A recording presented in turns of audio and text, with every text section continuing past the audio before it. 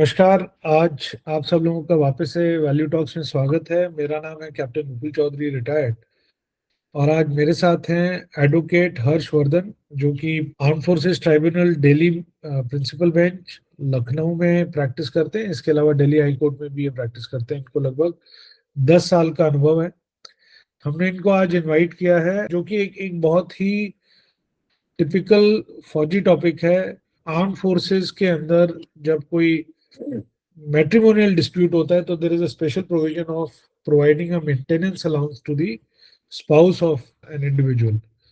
उससे related topic के ऊपर हमने आज वकील साहब को इनवाइट किया है। कुछ इनसे एक जनरल बात करेंगे कि ये मेंटेनेंस अलाउंस क्या है, कैसे दिया जाता है और इसकी इम्पैक्ट्स क्या रहते हैं।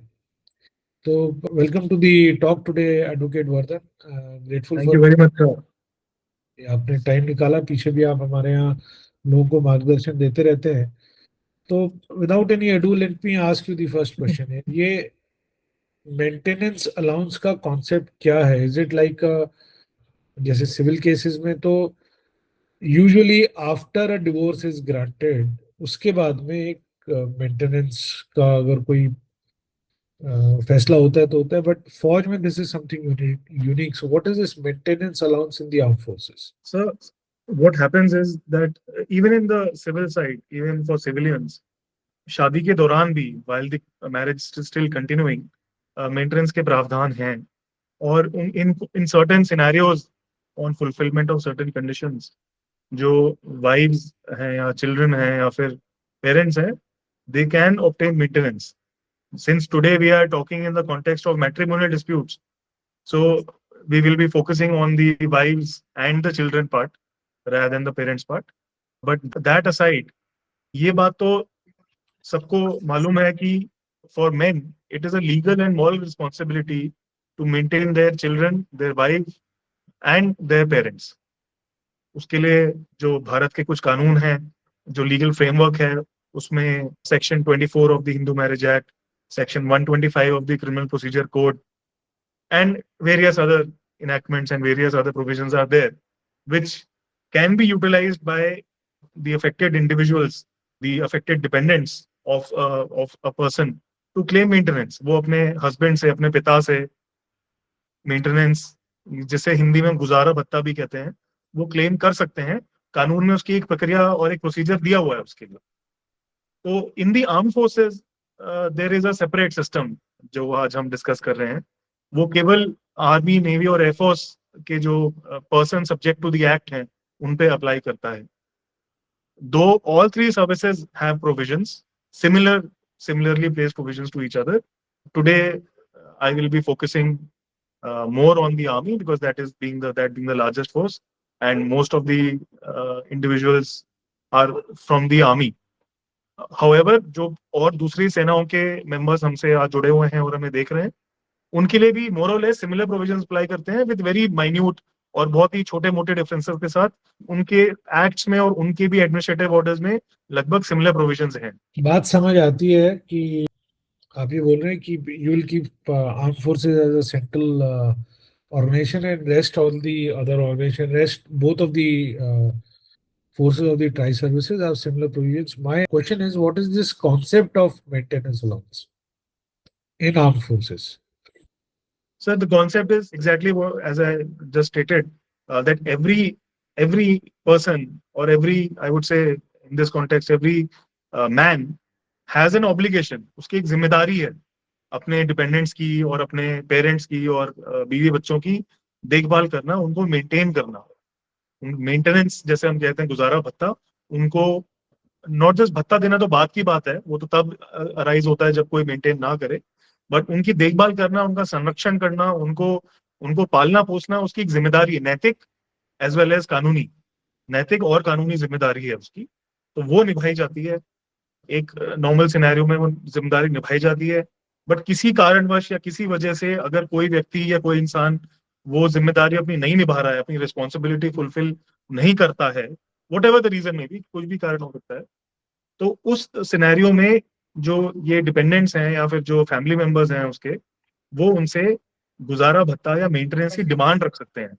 जो इस इन कानूनी प्रोविजंस की वजह से वो व्यक्ति देने के लिए बाध्य होगा, subject to certain conditions. Of course there are certain exceptions, कुछ सिनेरियोज ऐसे भी होते हैं जिसमें specially in the context of the wife and husband, तो हस्बैंड रिफ्यूज भी कर सकता है, कानून भी बाध्य नहीं करेगा, provided certain conditions are being met. फौज में sir, in the army, navy and air force एक स्पेशल सिस्टम बनाया गया है जिसमें कि जो इसमें सिर्फ वाइफ्स और चिल्ड्रन को ध्यान में रखा गया है। Parents have not been covered under the maintenance system of the arm forces, maintenance allowance of the arm forces. So चूंकि एक सर्विस मेंबर, एक person subject to army act और navy air force act as the case में भी, उसकी जो पे होती है, उसकी जो तनख्वाह होती है, वो इम्यून होती है फ्रॉम अटैचमेंट। अटैचमेंट का मतलब sir I will briefly explain in the coming part. तो उसकी तनख्वाह क्योंकि इम्यून होती है अटैचमेंट से, तो किसी भी सिविल कोर्ट के ऑर्डर के पालन में या सिविल कोर्ट के ऑर्डर के एग्जीक्यूशन में एक सर्विस मेंबर की तनख्वाह को अटैच नहीं किया जा सकता, यानी जब्त नहीं किया जा सकता। देयरफॉर यहाँ पे ध्यान रखने वाली बात यह है कि सिविल कोर्ट के ऑर्डर में, क्रिमिनल कोर्ट के ऑर्डर में ऐसा इम्यूनिटी अप्लाई नहीं होता है। ये सिर्फ सिविल कोर्ट के संक्षेप, in the context of civil court लागू होता है। तो देयरफॉर एक सिस्टम बनाया गया है सेनाओं में, और तीनों सेनाओं में ये एग्जिस्ट करता है कि जब किसी की वाइफ या किसी का बच्चा अगर ये क्लेम करता है या एलिगेशन लगाता है, जिसे आरोप लगाता है कि मेरे फादर या मेरे हस्बैंड मुझे मेंटेन नहीं कर रहे हैं, मेरा भरण पोषण नहीं कर रहे हैं, तो मुझे फौज से हेल्प दिलाई जाए, मुझे एक गुजारा भत्ता दिलाया जाए, जिसे हम अंग्रेजी में मेंटेनेंस अलाउंस कहते हैं। सो इसकी प्रक्रिया है sir, which we will, I think we will cover that in the latter part of this talk. तो ये सिस्टम यूनिक सिस्टम है जो आर्म फोर्सेस के लिए ही लागू है, because of that immunity that I just mentioned. क्योंकि उनकी तनख्वाह सिविल कोर्ट के आदेश के द्वारा ऑटोमेटिकली जब्त नहीं की जा सकती, देयरफॉर ये सिस्टम बनाया गया है। एक्चुअली ओरिजिनली इस सिस्टम का इंटेंशन ये था कि जब किसी कोर्ट की डिक्री आए, डिक्री यानी आदेश आए, तो उस आदेश को पालन करने के लिए या उस आदेश का एग्जीक्यूशन करने के लिए एक सेक्शन 90 है आर्मी एक्ट में, section 90 clause I and section 91 clause I.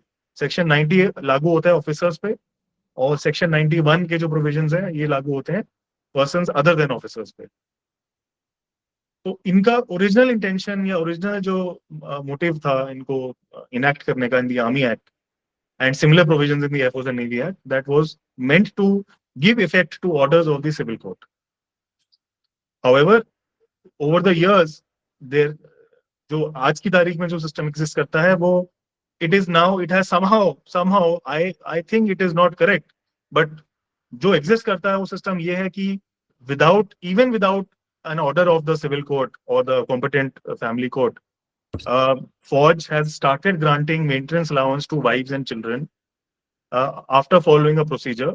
In the army वो एक आर्मी ऑर्डर 6 ऑफ 2020 है, उसमें कवर्ड है। नेवी और एयरफोर्स में भी सिमिलर ऐसे एडमिनिस्ट्रेटिव ऑर्डर्स हैं।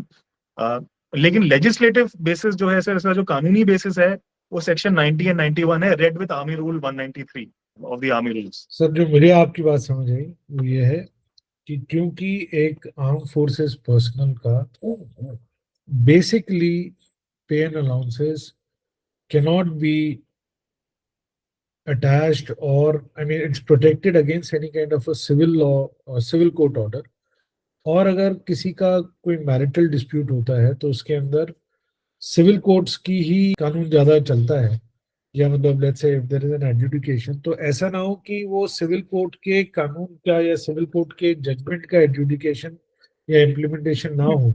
इसलिए एक उस चीज को मतलब इम्प्लीमेंटेशन ऑफ लॉ को मद्देनजर रखते हुए एक ये प्रावधान बनाया गया जहां पर कि मेंटेनेंस अलाउंस जो है, अगर किसी सिविल कोर्ट ने ऐसा जजमेंट दिया, डिसाइड किया, तो वो उस उस उस आदेश की तामील हो पाए काइंड ऑफ। हाँ जी sir, yes. But over a period of time administrative rulings have now started preempting the civil court का jurisdiction, और वो बिना ऐसे किसी आदेश के भी मेंटेनेंस अलाउंस की ऑर्डर्स होने लग जाते हैं। तो मैं ये तो हमें लीगल प्रोविजन और फ्रेमवर्क समझ आया, इसका बेसिस क्या था, बट अब जो ये वाले जो प्रेजेंटली जो प्रिवेल करता है, where an even basis an administrative order, the maintenance allowance is granted, उसकी Yes. यूजुअली अमाउंट क्या होती है फॉर स्पाउस ऑफ, और mostly since you specifically mention it is for the wife and the kids, then what is the amount of the maintenance allowance which is determined under the administrative arrangement or the under the administrative orders? Sir, as per the current legal and rule position, आज की तारीख में जो नियम exist करता है उसके अनुसार तो the upper limit is 33%. The deduction of maintenance is 33%, जिसका breakdown है 22% for the wife and 5.5% each for an illegitimate or any illegitimate children of that service member. ये एक नॉर्मल सिनेरियो है कि जिसमें वाइफ और बच्चे दोनों मेंटेनेंस अलाउंस क्लेम कर रहे हैं.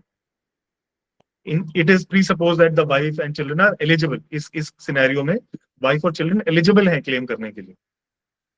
In another scenario where let's say the wife is either ineligible or found ineligible for the grant of maintenance allowance for whatever reason, जैसे कि फॉर एग्जाम्पल वो उनकी अपनी खुद की इनकम है, शी इज वर्किंग, या उनके पास एसेट्स हैं जिससे वो अपना भरण पोषण अपना गुजारा कर सकती हैं, शी डजंट नीड और require that maintenance allowance from the arm forces member. तो इन दैट सिनेरियो सिर्फ बच्चे हकदार बन जाते हैं फिर मेंटेनेंस के.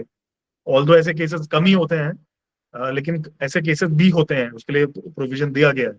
इन दैट सिनेरियो जो बच्चे होते हैं उनका जो पोर्शन है वो 5.5% से बढ़ के up to a maximum limit of 25% तक हो सकता है. तो जैसा कि मैंने बताया कि in a normal scenario where wife and children both are involved, the ceiling is 33% for all cases. तो उस in this wife and children scenario the wife will get 22%, up to 22%, and the children will get up to 5.5 each for up to 2 children. Another scenario that I just mentioned where only the children are involved, the only children are seeking maintenance, they can be given up to 25%.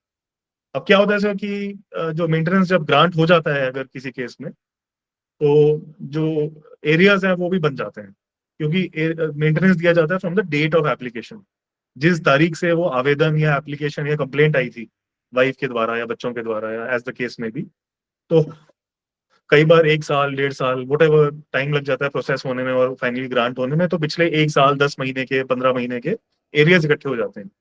तो areas भी देने होते हैं, लेकिन due to the operation of the administrative orders as well as the provisions of the army act, जो maximum deduction है एक service member की तनख्वाह से या पेड अलाउंसेस से, वो maintenance allowance as well as the arrears को मिला के 50% से ज्यादा नहीं हो सकता. This is the upper limit, sir. Okay.